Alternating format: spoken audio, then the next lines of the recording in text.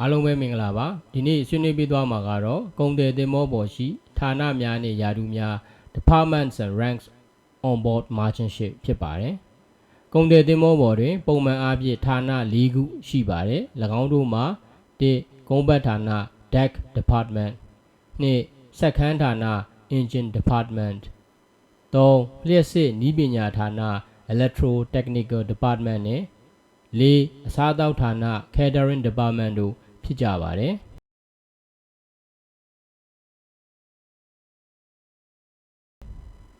ပထမဦးဆုံးအနေနဲ့ကုန်းပတ်ဌာန deck department ရှိယာတုများအကြောင်းကိုဆွေးနွေးပေးသွားပါမယ်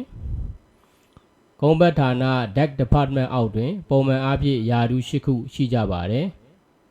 1 the G captain master the G သည်သင်္ဘောပေါ်တွင်တာဝန်အရှိဆုံးအရာရှိဖြစ်ပြီးသင်္ဘောပိုင်ရှင်ကိုစားဦးစီးလုပ်ကိုင်ရပါတယ်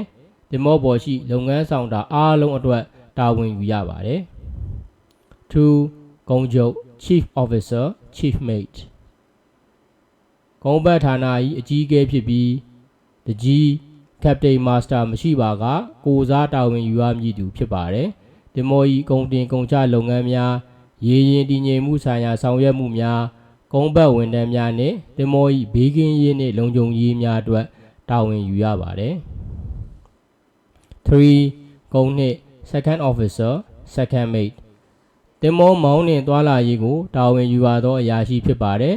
သင်္ဘောမောင်းနှင်ရေးအတွက်ရေကြောင်းလမ်းပြမြေပုံများကိုအချိန်နှင့်တပြေးညီပြင်ဆင်ခြင်းရေကြောင်းသွားလာရေးလမ်းကြောင်းများကိုပြုလုပ်ပေးခြင်းနှင့်အခြားသောသင်္ဘောမောင်းနှင်ရေးဆိုင်ရာကိစ္စများကိုတာဝန်ယူရပါတယ်4ကုန်း3 third officer third mate အသက်ကယ်ဆယ်ရေးကိရိယာများနှင့်မီးငြိမ်းသက်ရေးကိရိယာများ၏ပြုပြင်ထိန်းသိမ်းရေးကိုတာဝန်ယူရသောအရာရှိဖြစ်ပါတယ်လေ့ကျင့်ရေးလုပ်ငန်းများနှင့်စိတ်ကိုင်းဆိုင်ရာစာရွက်စာတမ်းများကိုthe Gကိုစားဆောင်ရွက်ရပါတယ်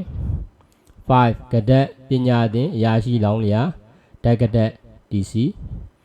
အခြေခံကြသောတာဝန်များကိုလေ့လာခြင်းနားလည်အောင်ပြုလုပ်ခြင်းနှင့်တက်မြောက်လာသောပညာရပ်များကိုအသုံးချရသောအရာရှိလောင်းလျာသို့မဟုတ်ပညာသင်အရာရှိဖြစ်ပါတယ်6ဘိုးစဉ်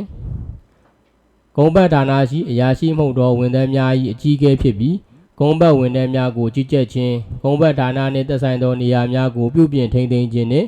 ကမ်းကပ်ကမ်းကွင်ကြောက်တင်ကြောက်ချကိစ္စများတွင်ပါဝင်ဆောင်ရွက်ရပါတယ်7ကာကြီးခါကွေး AB able seaman ကျွမ်းကျင်မှုရှိသောကုန်းပတ်ဝန်ထမ်းဖြစ်ပြီးသင်္ဘောပဲ့ကန်သည့်ဘိန်းကိုတာဝန်ယူရခြင်းကုန်တင်ကုန်ချလုပ်ငန်းများကမ်းကပ်ကမ်းခွာလုပ်ငန်းများနှင့်ကုန်းပတ်ဌာနနှင့်သက်ဆိုင်သောနေရာများကိုပြုပြင်ထိန်းသိမ်းရေးများတွင်ပါဝင်ဆောင်ရွက်ရပါတယ်8ဝါလုံး ordinary seaman OS အလုပ်တင်အနေဖြင့်စတင်တာဝန်ထမ်းဆောင်သောကုန်းပတ်ဝန်ထမ်းဖြစ်ပြီးသင်္ဘောတန်ရှင်းရေးဆေးတုပ်ခြင်းနှင့်သင်္ဘောပဲ့ကန်သည့်ဘိန်းကိုတာဝန်ယူရခြင်းအစရှိသောလုပ်ငန်းများတွင်ပါဝင်ဆောင်ရွက်ရပါတယ်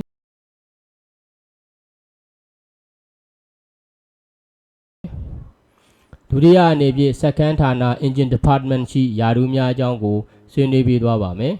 အင်ဂျင်ဌာနအောက်တွင်ပုံမှန်အားဖြင့်ယာတု၈ခုရှိကြပါတယ်1စက်ချုပ် chief engineer CE စက်ခန်းဌာနကိုကြီးကြပ်ကွပ်ကဲရသောအင်ဂျင်နီယာဖြစ်ပြီးစက်ခန်းတွင်တာဝန်ထမ်းဆောင်နေသူများကိုအလုပ်တာဝန်များခွဲတမ်းချပေးရပါတယ်2စက်2စက်1စက်ခန်းအင်ဂျင်နီယာ 2E first AE စက်ခန်း၏နေ့စဉ်လုပ်ငန်းဆောင်တာများနှင့်ပြုပြင်ထိန်းသိမ်းရေးများကိုကြီးကြပ်ရသောအင်ဂျင်နီယာဖြစ်ပါတယ်ပင်မအင်ဂျင်ကြီး main engine ကိုတာဝန်ယူရပြီးစက်ချုပ် chief engineer CE ထံတိုက်ရိုက်သတင်းပေးပို့ရပါတယ်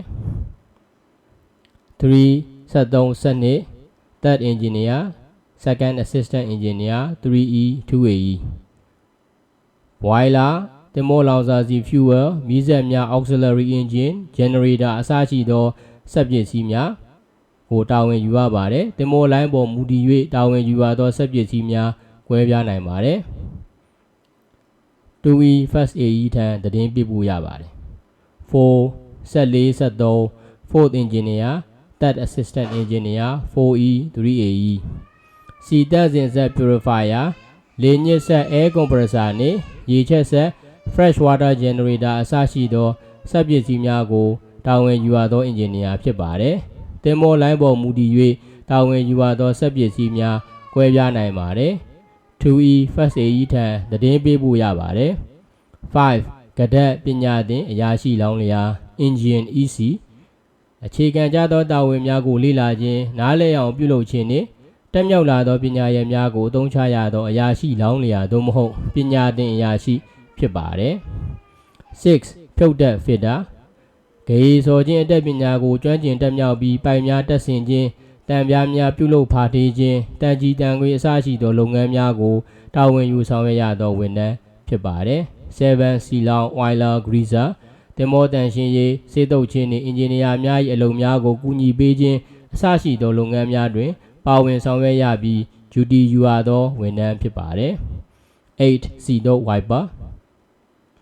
သင်္ဘောတန်ရှင်းရေးစေတုပ်ခြင်းနှင့်အင်ဂျင်နီယာများ၏အလုပ်များကိုကူညီပေးခြင်းအစရှိသောလုပ်ငန်းများတွင်ပါဝင်ဆောင်ရွက်ရပြီး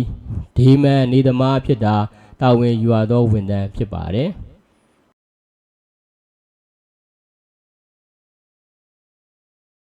တတိယအနေဖြင့်လျှက်စစ်နည်းပညာဌာန Electrotechnical Department ရှိယာရုများအကြောင်းကိုဆွေးနွေးပြသွားပါမယ်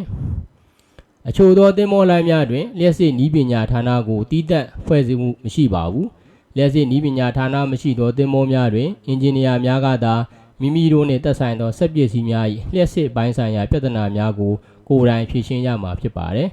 သင်္ဘောအများစုတွင်လျှက်စစ်နည်းပညာဌာနသည်တဦးတည်းဖြင့်ဖွဲ့စည်းထားလေးရှိပြီးကြီးမားသောလျှက်စစ်ပိုင်းဆိုင်ရာအသုံးပြုမှုများပြားသောသင်္ဘောများတွင်သာဖွဲ့စည်းမှုအပြည့်ဖြင့်ဖွဲ့စည်းလေးရှိပါတယ်လျှက်စစ်နည်းပညာဌာနအောက်မှာပုံမှန်အားဖြင့်ယာရု၃ခုရှိကြပါတယ် First ကြိုးကြီးတကြိုးကြီး Electrotechnical Officer ETO သင်္ဘော၏လျှက်စစ်ပိုင်းဆိုင်ရာစနစ်များကိုတာဝန်ယူဖြည့်ရှင်းရသောအင်ဂျင်နီယာဖြစ်ပြီးစက်ချုပ်၏ညွှန်ကြားချက်အရတာဝန်ပေးရခြင်းခံရသောအလုပ်များအတွက်တာဝန်ယူဆောင်ရွက်ရပါတယ် 2. ကြိုးလေးတကြိုးလေး Assistant Electrotechnical Officer AEDO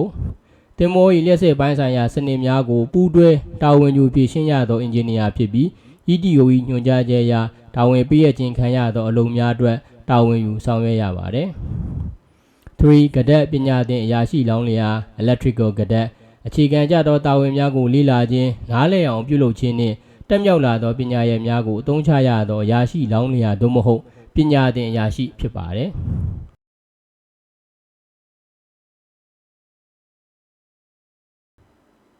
နောက်ဆုံးအနေဖြင့်အစားအသောက်ဌာန Catering Department ရှိယာရုများအကြောင်းကိုဆွေးနွေးပြသွားပါမယ်အစားအသောက်ဌာန Catering Department အောက်မှာပုံမှန်အားဖြင့်ယာရု၃ခုရှိကြပါတယ် First ချက်ကြီး Chief Cook သင်္ဘောပေါ်တွင်တာဝန်ထမ်းဆောင်နေသူများအားလုံး၏အစားအသောက်များကိုတူလောင်ရေးဖြည့်တင်းရေးနှင့်ချက်ပြုတ်ရေးတို့ကိုတာဝန်ယူဆောင်ရွက်ရသောဝန်ထမ်းဖြစ်ပါတယ် 2. ချက်လေး Second Cook သင်္ဘောပေါ်တွင်တာဝန်ထမ်းဆောင်နေသူများအားလုံး၏အစားအသောက်များကိုတူလောင်ရေးဖြည့်တင်းရေးနှင့်ချက်ပြုတ်ရေးတို့ကိုပူးတွဲတာဝန်ယူဆောင်ရွက်ရသောဝန်ထမ်းဖြစ်ပါတယ် Chief Cook ၏ညွှန်ကြားချက်အရတာဝန်ပေးရခြင်းခံရသောအလုပ်များအတွက်တာဝန်ယူဆောင်ရွက်ရပါတယ် 3. Limban Steward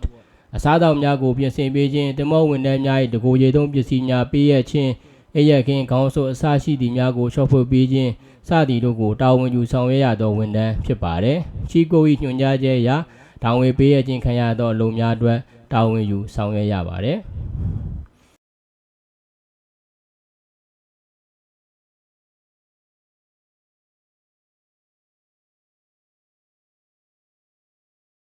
ဒါဆိုရင်တော့ဒီနေ့ဖို့ဂုံတယ်တင်မောပေါ်ရှိဌာနများနဲ့ယာရုများ Departments and Ranks on Board Merchant Ship အကြောင်းကိုဆွေးနွေးပြီးဖြစ်ပါတယ်ဆွေးနွေးလိုသောအကြောင်းအရာများကို comment များဖြင့်ဆွေးနွေးနိုင်ပါတယ်ကျွန်တော်တင်ပြသွားသောအကြောင်းအရာများကိုကြိုက်နှစ်သက်တယ်ဆိုရင် channel ကို like ပေးခြင်း subscribe ပြုလုပ်ခြင်းအပြင်အားပေးနိုင်ပါတယ်အားလုံးကိုကျေးဇူးတင်ပါတယ်